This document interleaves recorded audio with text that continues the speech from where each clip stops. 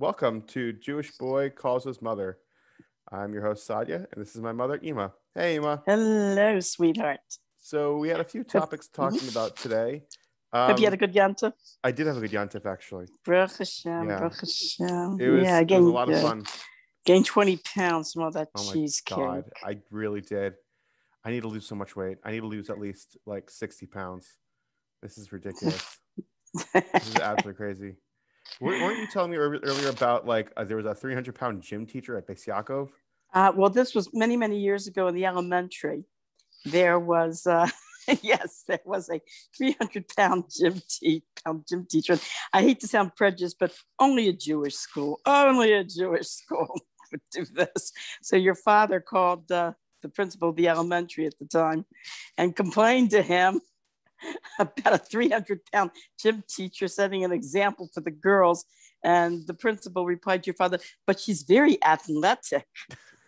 And your father said, I don't care how athletic is. She's 300 pounds. Well, Pesci, your younger sister, when older she was sister. Like in Pesci, oh, that's my older sister.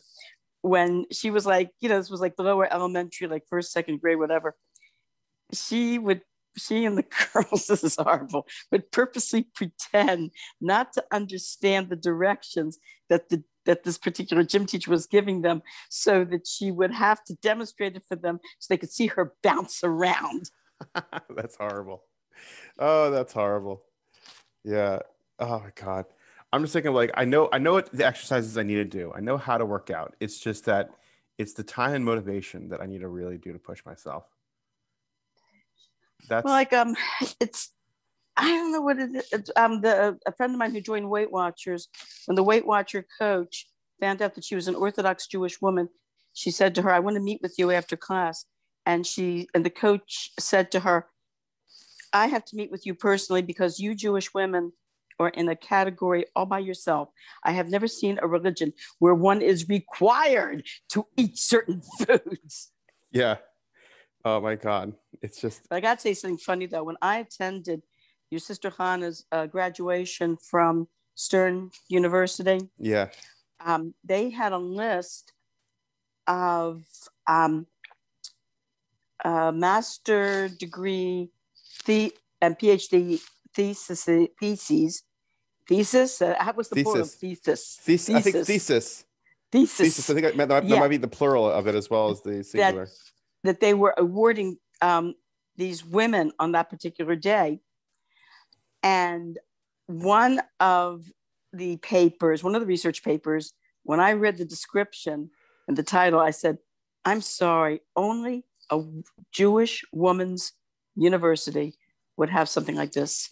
The topic of the paper was verbal and mental cues that are effective in weight loss. Oh, I mean, did you read it? It sounds interesting.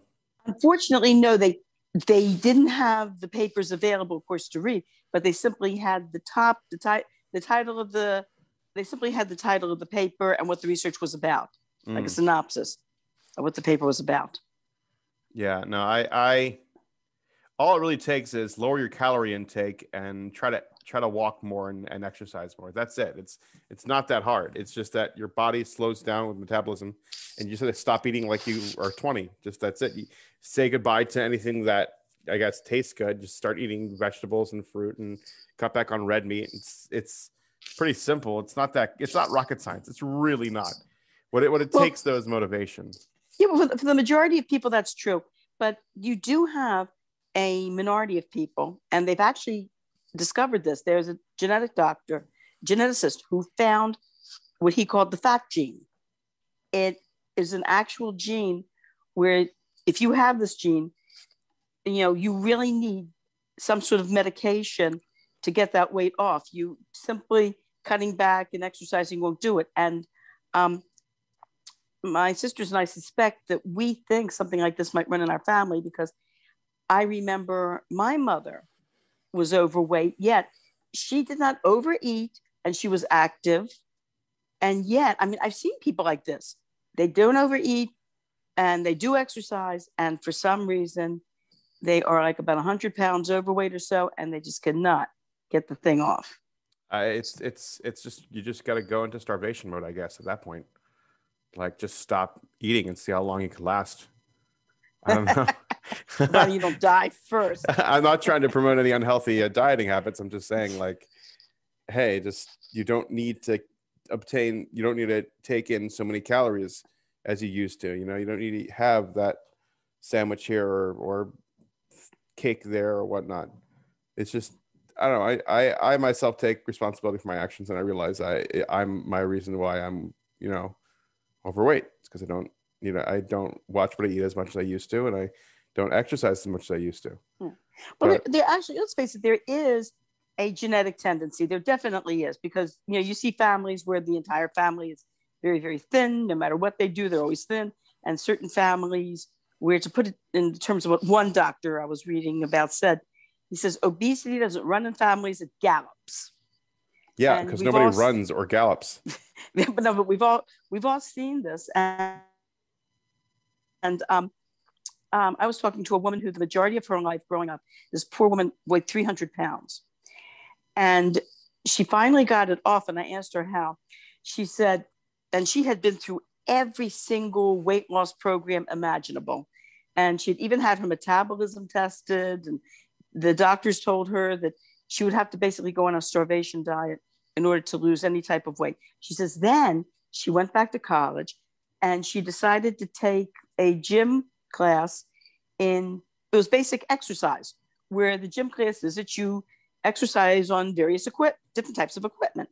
And that's it. And she found by the end of the semester, she lost 10 pounds. For the first time in her life, she actually lost weight. So that's when she said she realized that exercise can very well be more important than diet. Well, you got to do both of them. You have to do both. Oh, yeah. I don't see why I'm not 100% professional. I used to be a personal trainer. That's only professionalism I have to even talk about this stuff. But it's not rocket science. Watch what you eat and exercise. If you don't watch what you eat and you don't exercise, you will gain weight. End of story. Mm-hmm. Well, I did see one thing interesting. I did see where this young man's family, the whole family, they're all overweight, going back generations. And he was determined to try to lose it. And he got exercise equipment and he watched he dieted, got exercise equipment. He exercised every day. And he wasn't real thin, but he at least wasn't obese. He was what people call buff. I guess people would say he was more instead of being hundreds of pounds overweight. So he finally got it down to being just 20 pounds overweight. But I'm sorry, I still think that genetics. I'm sorry, maybe. I think genetics does play a role in it. I don't know. I'm not buying it. I'm surprised because I remember learning over shavous about these two rabbis who were so overweight that when their bellies touched each other, it says that I think a donkey or an ox or a small animal can go under. And it's funny because it's like you don't think back if people were that fat back in the day because you have to do so much manual labor and move around. Like, how is it even possible? But genetics. Genetics. I guess you're right. Yeah, I guess you're right. Oh man. The other thing I wanted to talk about was that I know we've dabbled in this before, but now that I get to ask you now, like, is there anything you always wanted to try but never got around to? Is this an X-rated conversation? No, Ima. I'm asking basically like going on a roller coaster or hitchhiking, things like that. Like I've done that. I did hitchhiking, and I'm lucky. I'm lucky I'm alive to tell the story. Yeah, no, it's like, but it's because no one wants to have regrets when they get older. But I don't know. I think that's the other thing. I think it's healthy to have regrets. You can't do everything in one lifetime, and maybe you shouldn't, because you can really drive yourself crazy. Because there's especially here in the United States, we're very lucky. We live in a country where there's a lot of opportunity and a lot of free choice. So we're really not as limited as people used to be years ago, or people are in some foreign countries. So you can't let yourself go crazy. But I think I rode a horse once, but I've always wanted to take real horseback riding lessons, really wanted to learn actually how to ride a horse. I wanted to do that. And I think Ema, yeah. can you tell me the horse story? Oh, Your first time riding a horse? Yes. Yes. I was visiting a friend who had a farm and he had horses. And very funny. You're laughing already. And so I get on this horse, and the first time getting on a horse it's scary. I mean, these animals are very powerful, they're big, and you're way up there. It's very, very scary. So I got on the horse and I feel like a slight bump. And my friend says to me, "That was good." I said, "What was?" He said, "The horse tried to buck you off and you stayed on." I go, "I didn't know he tried to buck me off." I just felt like a little bump. I know he tried to buck me off. So he told me how I should clap my legs together against the horse to get it to move, but not too much, because the more you clap your legs against the sides of the horse, the faster he'll go. And I surely did not want the horse to go fast. So the horse starts to go, and he shows me like how you take the straps or the reins, and if you wanted to go to the right, so you push the rein against the left cheek of the horse. You want it to go left, you push that the rein that's on your right hand against the right cheek to steer its head. So I was just so terrified of this animal that he trotted over to this apple tree and started eating the leaves. And of course, the owner comes over to me and he says to me, "Don't let him do that." And I said to the owner, He can do whatever he wants.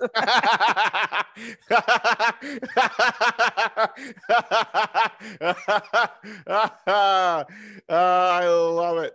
I love it. We finally got purposely goaded me into that because your sisters are always teasing me about that story. It's not about that. It's a go-to Ema story. There's certain stories, but now I finally have it on record. It is finally officially on the Jewish Boy Calls His Mother record that you said that horse story. I love it. Goaded me into it. You wanted it. You love the attention. Yeah, but I also have always had this dream also of flying a plane. I really enjoy flying. I've never flown a plane, of course, but I love the takeoff. I find that I purposely like to sit next to the window whenever I fly. And just that takeoff is such an adrenaline rush. I just love it. You think you're an adrenaline junkie? I wouldn't be surprised you'd be an adrenaline junkie. You would probably. I mean, you've never done skydiving. I wouldn't. That I would never do. Really? Not even for $1 million bucks. Never, ever do. Did you ever do skydiving? No, I always wanted to. I never got around to it. I don't know. There's skydiving in Baltimore. There's official skydiving Baltimore thing. You mean indoor skydiving or outdoor? No, outdoors. Mm-hmm. There's also indoors. I have a friend. Yeah. No, we have a good friend who works there. Who? I don't want to say on the air because people are listening. Okay, I don't want to give out names. Sure. We'll talk afterwards.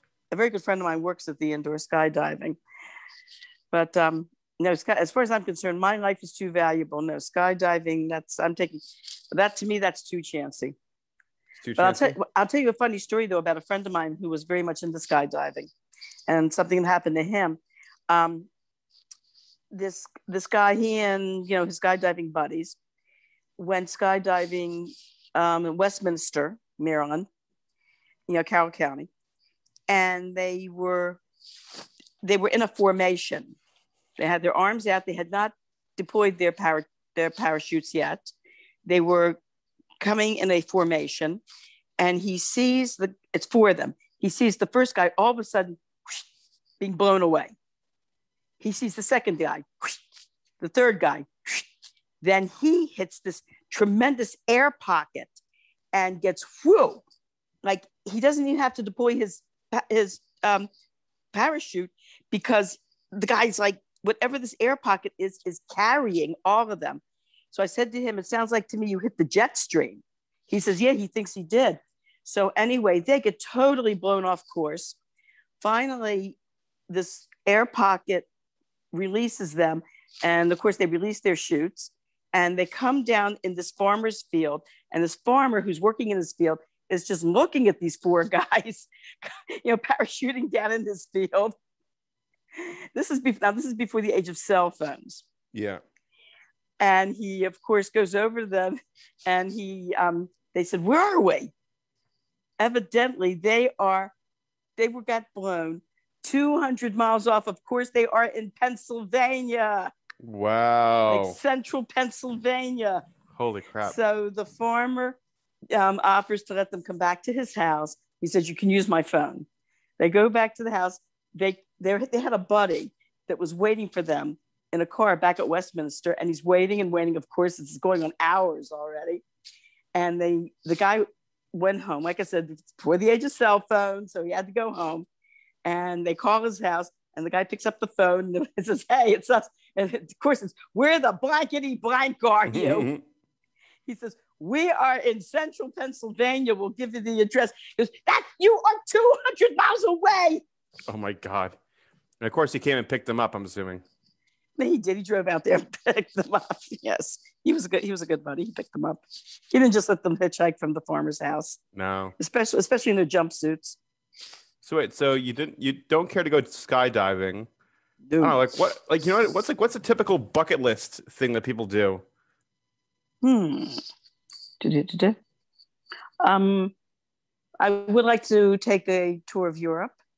Yeah, you already did that though. No, I didn't. I just went to Switzerland. Well, not really Europe. I mean, I touched in different places in Europe, like now and then. Like when I was in college, I spent a day in Munich, and I went on a 2-week trip to Italy. When I graduated college, I spent a week in Switzerland, in the German part of Switzerland. I went to Israel. A few times I've been to Israel. But to really take an entire real European tour of seeing the main sites, say London, Paris, one of these 2-month tours where every few days it's another country where you're seeing the main sites. Go to Poland, Czechoslovakia, see different, see the Jewish parts of the Ukraine. I'd like to do something like that. I know halachically you can't, but if you could, would you get a tattoo? No. Really? I hate tattoos. Really? Never liked them. Even as a kid, I never liked tattoos. You wouldn't get a tattoo? I would. I think they're gross. How about you? Oh, I have a whole. I would tattoo my whole body up, honestly. With what? What pictures would you go for? And remember, this is a G-rated. No, I designed a few. I designed a few tattoos myself. I won a tattoo contest in Pennsylvania. I didn't know that. Yeah. It was a tattoo drawing. It was a tattoo drawing contest. And I drew a picture of a penis that was a cowboy, and they loved it, so I won. Yeah. I told you this is a G-rated show, mister. So what? So what was your prize? I hate to ask. It was a gift card. It was a gift card to the tattoo parlor, but I couldn't use it. So I was like, sorry. Why couldn't you use it? Because you'd have to get a tattoo, Ima. I thought you said you didn't mind getting a tattoo. Yeah, but it's halakhically not like viable for me because I'm Jewish and I don't want to get I can't get a tattoo because I'm Jewish. That's why I'm not getting one. Oh, okay. Yeah. I thought the Jews though couldn't get any of these big wild tattoos, but I thought a Jewish person could get like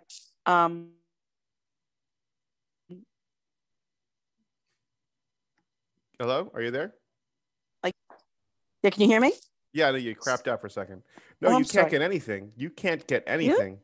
I didn't know that. No, because it's the laws of kakua. It's a kakua, and I mean there are some shilohs and some questions, and you can get a cosmetic tattoo. A woman can get cosmetic tattoos if the rabbi allows it. But that's a whole different story. I mean, I could go on and on about that, but we don't have that much time. But maybe that'll be for next segment. We'll talk about tattoos for the next. So tell me what are there any? What else? What would you have liked? Are there any type of what kind of? I'm very adventurous when it comes to food, and before I became from when I was in Italy, I ate an octopus, but when I was in Israel, what I would have wanted to have, except the restaurant didn't have it available. So I guess you've tried calamari. Would you try like an extinct animal or like an endangered animal? No, that I wouldn't do. That you wouldn't do? No. Would you try certain bugs? I mean, like kosher, there are some people, by the way, that do eat cicadas. Yes. They fry them up in a frying pan, make them crunchy. I'd be curious to try. Are they kosher? Cicadas kosher? No, they're not. There's a yellow locust. There's one type of yellow locust that is kosher, and only a certain Svardim have. I think it's Yemenite. Have the mefarish, and it has the Masora. It has the Masora that gives them the ability to eat it, but no one else does. Now I would try that. That I would try. Well, I remember when I was in Beis Rivka, we took a class in Halachah with Rabbi Azdaba, and he was talking about the kosher grasshoppers, that particular species of kosher grasshopper. Yeah, the yellow locust. And he mentioned to us that they fry them up in a frying pan and makes them crunchy. Yeah. And that I would try. Yeah, that would be cool. So where can we get something like that? Honestly, were they sell them in Israel? Did they sell them in Israel? I went to Israel and I looked. All over the place. I literally traveled. I traveled to places and asked people.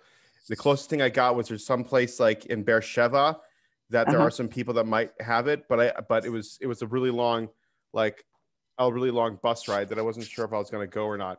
People said go to Yerushalayim. Just to try a kosher grasshopper. I would go nuts. I would love to find one. If anybody's listening that knows of somebody who can recognize the kashrus, I would definitely try one, like 100%. They should import them to the United States. I bet there'd be a big market for it. There would, but the problem is that you have to have a Masora, so not every Jew can eat it. Oh. Yeah, it kind of sucks, but that's just how it goes. But you have to be Yemenite. You have to be Yemenite to eat them. Yeah, you do. Do you know this reminds me of an advertisement years ago about this kosher rye bread called Levi's. And remember the advertisement was you don't have to be Jewish to enjoy Levi's, but you have to be Yemenite to enjoy the kosher grasshopper. You don't have to be Yemenite to enjoy a good kosher yellow locust. Stop on by. Only $9.99 a pound. Hey, that's a good advertisement. You do very well with that. All right, that is time. Thank you so much, Ima, for joining me, and I hope to hear from you soon. Okay, honey. Love you. Have a great Shabbos. Mwah. All right, I love you too. Have a good Shabbos.